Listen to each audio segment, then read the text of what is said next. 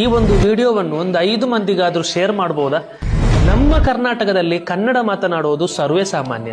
ಆದರೆ ನಮ್ಮ ಪಕ್ಕದ ರಾಜ್ಯವಾದ ಕೇರಳದಲ್ಲಿ ಕನ್ನಡಕ್ಕಾಗಿ ದುಡಿಯುವ ವಿಶೇಷವಾದ ಕನ್ನಡ ಸಂಘಟನೆ ಮಾಡ್ತಾ ಇರುವಂತಹ ಮುಹಿಮ್ಮತ್ ಸಂಸ್ಥೆಯ ಬಗ್ಗೆ ನೀವು ಕೇಳಿದ್ದೀರಾ?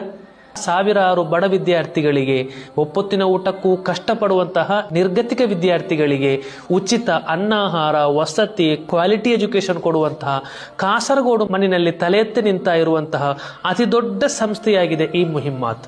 ಪ್ರತಿ ತಿಂಗಳಿಗೆ ಬರೋಬ್ಬರಿ 80 ಲಕ್ಷಕ್ಕಿಂತಲೂ ಹೆಚ್ಚು ಖರ್ಚು ಈ ಸಂಸ್ಥೆ ಮಾಡ್ತಾ ಇದೆ. ಕೇವಲ 1-2 ಮಕ್ಕಳನ್ನೇ ನಮ್ಮ ಮನೆಯಲ್ಲಿ ನಮಗೆ ಸರಿಯಾಗಿ ಪೋಷಣೆ ಮಾಡಲಿಕ್ಕೆ ಆಗಲ್ಲ.